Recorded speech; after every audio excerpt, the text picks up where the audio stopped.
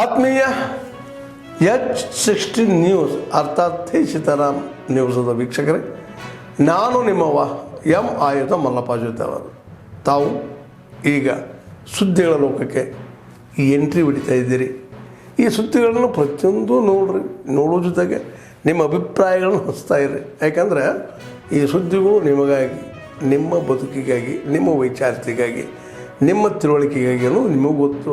ಜೊತೆಗೆ ನಮಗೂ ನಿಮ್ಮೊಂದಿಗೆ ಇದೊಂದು ಮಾತಾಡುವಂಥ ಜೊತೆಗೆ ಸುದ್ದಿಗಳನ್ನು ಬಿಡುವಂಥ ಕೆಲಸ. ಈ ಕೆಲಸದಲ್ಲಿ ನಾವು ನಿಮ್ಮೊಂದಿಗಿದ್ದೀವಿ ಅಂತ ಹೇಳ್ತಾ ನೋಡ್ತಾ ಇರಿ ಸುದ್ದಿಗಳನ್ನು.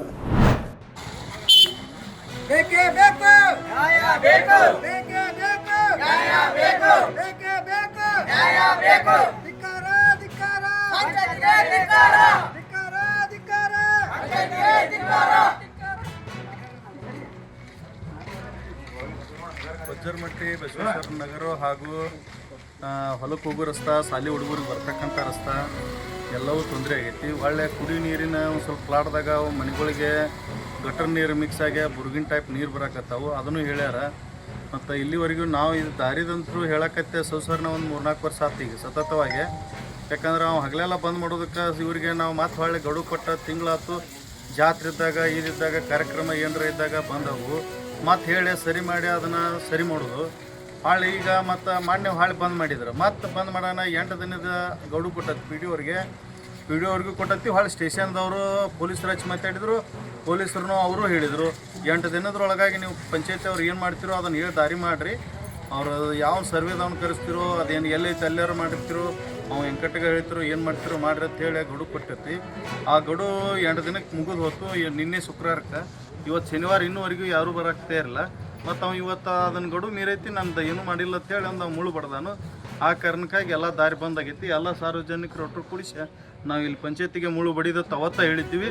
ನಾವು ಇಲ್ಲಿ ಮುಳು ತೆಗಿಲಿಲ್ಲ ಅಂದ್ರೆ ಅಲ್ಲಿ ಮುಳು ತೆಗಿಸ್ಲಿಕ್ಕಂದ್ರೆ ನಾವು ಇಲ್ಲಿ ಪಂಚಾಯತಿಗೆ ಮುಳು ಬಡಿತೀವತ್ತು ಹೇಳಿದ್ದೀವಿ ಅವತ್ತು ಅವ್ರಿಗೆ. ಆ ಪ್ರಕಾರ ನಾವೆಲ್ಲ ಸಾರ್ವಜನಿಕರ ಕೂಡಿಸಿ ಬಂದು ಇಲ್ಲಿ ಪಂಚಾಯತಿಗೆ ಮುಳು ಬಡ್ದ. ಡ್ಯೂಟಿ ಅವರ್ಸ್ನಾಗ ಅಧಿಕಾರಿಗಳು ಬರಲ್ಲ ಸಾಹೇಬ್ರೆ, ಡ್ಯೂಟಿ ಅವರ್ಸ್ಗೆ ಅಧಿಕಾರಿಗಳು ಬರಲ್ಲ. ಮತ್ತು ರಾತ್ರಿ 9 ಗಂಟೆಗೆ ಅದು ಕದ ತೆಗಿತಾರೆ. ಅದನ್ನ ನಾವು ಕೇಳಿದ್ರೆ ನಮ್ಮ ಮೇಲೆ ದಬ್ಬಾಳಿಕೆ ಮಾಡಿದವ್ರತೆ, ಅತಿಕ್ರಮಣ ಮಾಡಿದವ್ರತೆ ಮಾಡಾಕ್ತಾರೆ. ನಮ್ಮ ಯಾರೂ ಜವಾಬ್ದಾರಿ ತೊಗೋವಲ್ರಿ ಯಾರು. ಸ್ವಲ್ಪ ಇದಕ್ಕೆ ನಮ್ಮ ಶಾಶ್ವತ ಪರಿಹಾರ ಕೊಡ್ರಿ. ಸಂಸಾರ ಮಕ್ಕಳು ಅಡ್ಡಾಡ್ತಾರೆ, ಅಲ್ಲಿ ಲೈಟಿನ ವ್ಯವಸ್ಥೆ ಇಲ್ಲ, ನೀರಿಂದಂತರೂ ವಿಡಿಯೋ ಹಾಕಿರೋ ಪಿ ಡಿ ಒ ಸಾಹೇಬ್ರು ದಾದ ಮಾಡಲ್ರು. ನಾವು ಫೋನ್ ಹಚ್ಚಿರಿ ನಾಟಕ ಮಾಡ್ತೀರನ್ನ, ಸೋಗ್ ಮಾಡ್ತೀರ ಅಂತ ಮಾತಾಡ್ತಾರೆ ಅಂತೇಳಿ ರೆಕಾರ್ಡಿಂಗ್ ಹೋಗ್ಬೇಕಾರೆ. ಅದ್ರ ಸಂಬಂಧ ಇದಕ್ಕೆ ಏನಾರ ಪರಿಹಾರ ಕೊಡಬೇಕಂತ ಕೇಳ್ಕೊಳತ್ತೀವಿ ಗ್ರಾಮಸ್ಥರ ವತಿಯಿಂದ. ಬೇಕೇ ಬೇಕು ಗ್ರಾಮ ಪಂಚಾಯತಿಗೆ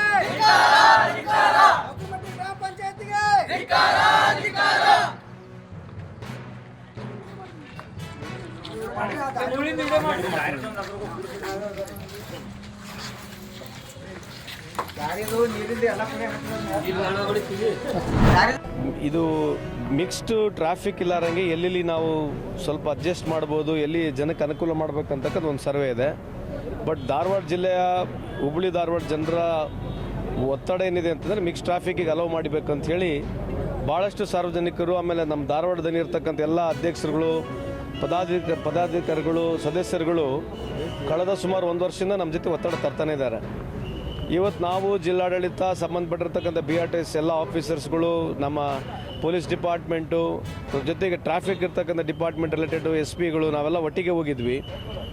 ಇದೇ ಸ್ವಲ್ಪ ಮಟ್ಟಿಗೆ ಅಲ್ಲಿ ಚೇಂಜಸ್ ಮಾಡ್ಬೋದು. ಬಟ್ ಕಂಪ್ಲೀಟ್ಲಿ ಅವರಿಗೆ ಅನುಕೂಲ ಆಗಬೇಕಂದ್ರೆ ಮಿಕ್ಸ್ ಟ್ರಾಫಿಕ್ ಆಗಬೇಕಂತಕ್ಕಂಥದ್ದು ನಮಗೆ ಸಂಬಂಧಪಟ್ಟಿರ್ತಕ್ಕಂಥ ಇಲಾಖೆ ಸೆಕ್ರೆಟರಿ ಆಗಿರ್ತಕ್ಕಂಥ ದೀಪಾ ಚೋಲನ್ನು ಕೂಡ ಆಲ್ರೆಡಿ ಮಾತನಾಡಿದ್ವಿ. ಅವರು ಬರೋವಾರ ಒಂದು ಎಕ್ಸ್ಪರ್ಟ್ ಕಮಿಟಿ ಕಳಿಸ್ತಾರೆ. ಈ ಮಿಕ್ಸ್ ಟ್ರಾಫಿಕ್ನ ಹೆಂಗೆ ಅಲೋ ಮಾಡಬೇಕನ್ನೋದಕ್ಕೆ ಒಂದು ಸರ್ವೆ ಮಾಡಿಬಿಟ್ಟು ಸರ್ಕಾರ ಗಮನಕ್ಕೆ ತರ್ತೀವಿ. ಇದು ಏನೋ ಮಿಕ್ಸ್ ಟ್ರಾಫಿಕ್ ಆಗಬೇಕಾಗಿದ್ದರೆ ಸರ್ಕಾರ ಗಮನಕ್ಕೆ ತಂದೆ ಮಾಡಬೇಕಾಗಿತ್ತು. ಅದರ ಜೊತೆಗೆ ಎಲ್ಲ ಶಾಸಕರು, ಹುಬ್ಬಳ್ಳಿ ಧಾರವಾಡ ಇರ್ತಕ್ಕಂಥ ನಮ್ಮ ಜಿಲ್ಲೆ ಎಲ್ಲ ಶಾಸಕರ ಒತ್ತಡ ಕೂಡ ಅದೇ ರೀತಿ ಆಗಿದೆ. ಅದು ಸರ್ಕಾರಕ್ಕೆ ಒತ್ತಡ ತರೋದ್ರ ಜೊತೆಗೆ ಇನ್ನೇನನ್ನ ಚೇಂಜಸ್ ಮಾಡ್ಬೋದು ಅಂತಕ್ಕಂಥ ಒಂದು ಪ್ರಯತ್ನ ಮಾಡ್ತಾ ಇದ್ದೀವಿ. ರೈತರಿಗೆ ಮಾರಕವಾಗಿರುವ ಸರ್ಫೇಸಿ ಕಾಯ್ದೆಯನ್ನು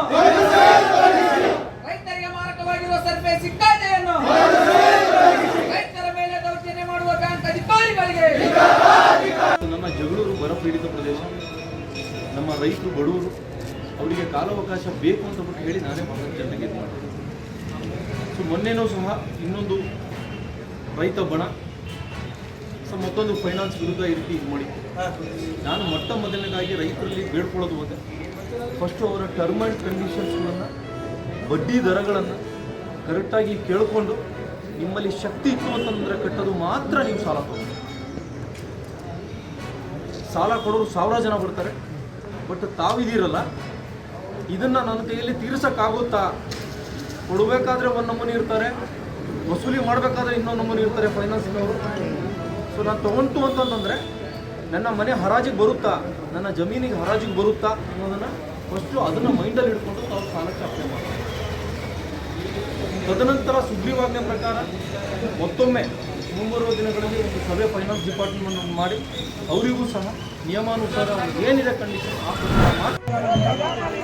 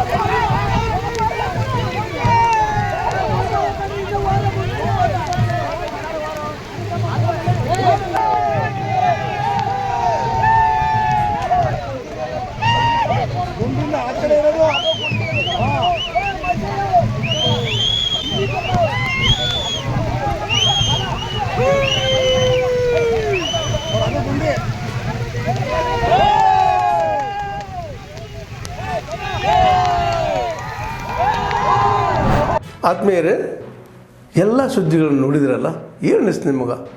ಇದರಲ್ಲೇ ನಿಮ್ಗೆ ಲೈಕ್ ಆಗಿರ್ಬೋದು, ಡಿಸ್ಲೈಕು ಆಗಿರ್ಬೋದು, ಕಾಮೆಂಟ್ ಬೇಡಪ್ಪ ಅಂತ ಅನಿಸಿರ್ಬೋದು, ಕಾಮೆಂಟ್ ಮಾಡಬೇಕಪ್ಪ ಅನಿಸಿರ್ಬೋದು, ಶೇರ್ ಮಾಡಬಾರ್ದಪ್ಪ ಅನಿಸಿರ್ಬೋದು, ಅಂತ ಮಾಡಬೇಕು ಅನಿಸಿರ್ಬೋದು. ಏನಾದರೂ ಆಗಲಿ ಶೇರ್ ಮಾಡ್ತಾಯಿರಿ, ಈ ನ್ಯೂಸ್ಗಳನ್ನ ಹಂಚ್ತಾ ಇರಿ, ಜೊತೆಗೆ ಇದಕ್ಕೆ ಸಬ್ಸ್ಕ್ರೈಬ್ ಆಗ್ತಾಯಿರಿ ಅಂತ ಹೇಳ್ತಾ H16 ನ್ಯೂಸ್ ಅರ್ಥಾತ್ ಹೇ ಸೀತಾರಾಮ್, ಇದು ಸತ್ಯದ ಕೈಗೆ ನಡಿ. ವಂದನೆಗಳು.